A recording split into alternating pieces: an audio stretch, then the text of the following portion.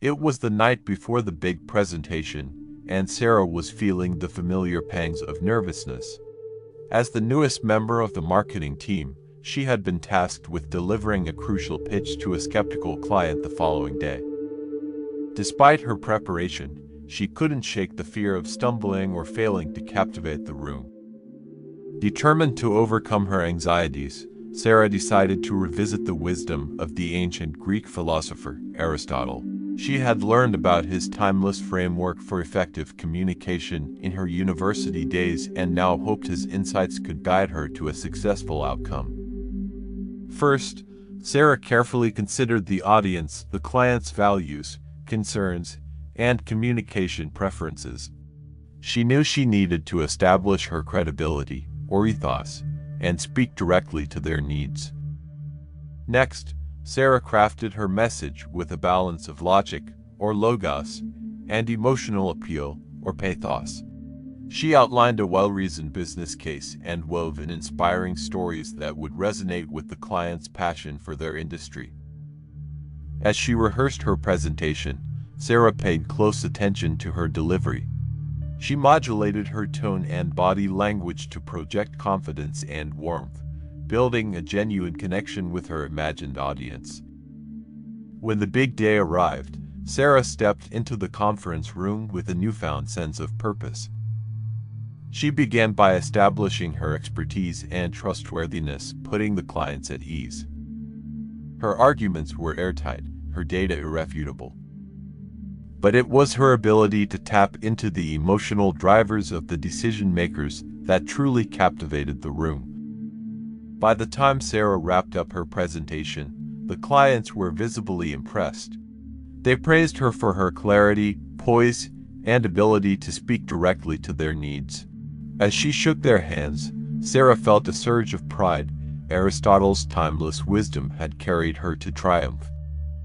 In that moment, Sarah realized the true power of effective communication. It wasn't just about reciting facts or persuading people. It was about forging genuine connections, understanding your audience, and delivering a message that resonated on both a rational and emotional level. Armed with Aristotle's principles, Sarah had transcended the typical pitch and created a truly memorable experience. And this was only the beginning. Aristotle's communication philosophy would continue to guide her, empowering her to navigate the complex landscape of modern discourse and emerge as a masterful communicator.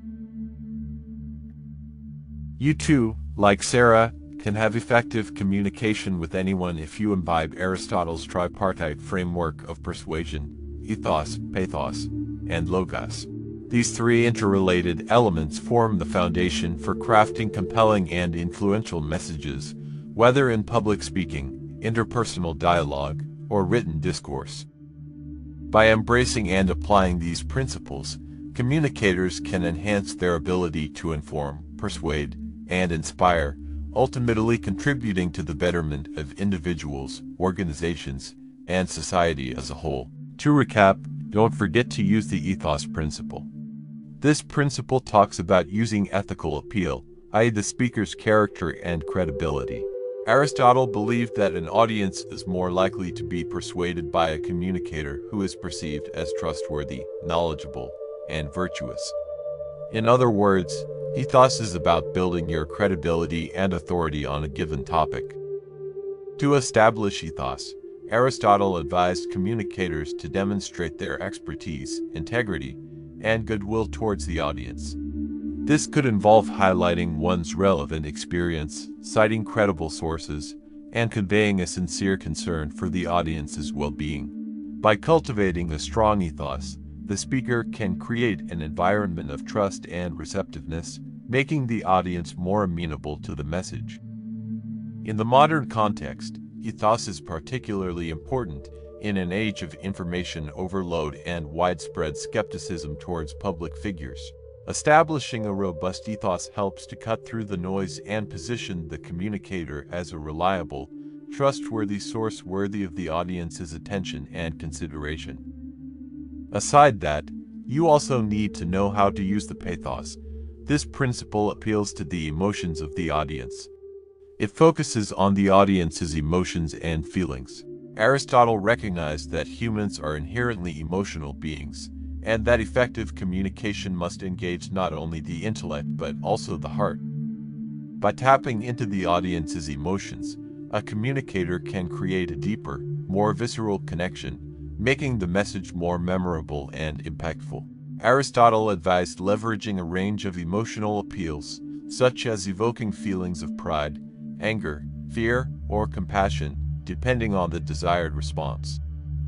However, Aristotle cautioned against the overuse of pathos, as this could be perceived as manipulative or lacking in substance. The most effective communicators strike a careful balance between logical reasoning and emotional resonance. Logos, employing logical reasoning. Logos, or the logical appeal, is concerned with the actual content and arguments presented by the communicator. Aristotle believed that effective communication must be grounded in sound reasoning, valid evidence, and logical, well-structured arguments.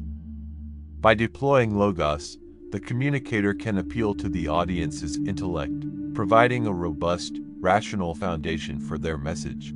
This might involve the use of facts, statistics, expert testimony, and deductive or inductive reasoning to support the central claim or proposition. Ultimately, Aristotle's timeless philosophy on effective communication offers a powerful framework for navigating the complex and ever-evolving landscape of modern discourse. By embracing and applying these principles, communicators can enhance their ability to inform, persuade, and inspire, ultimately contributing to the betterment of individuals, organizations, and society as a whole.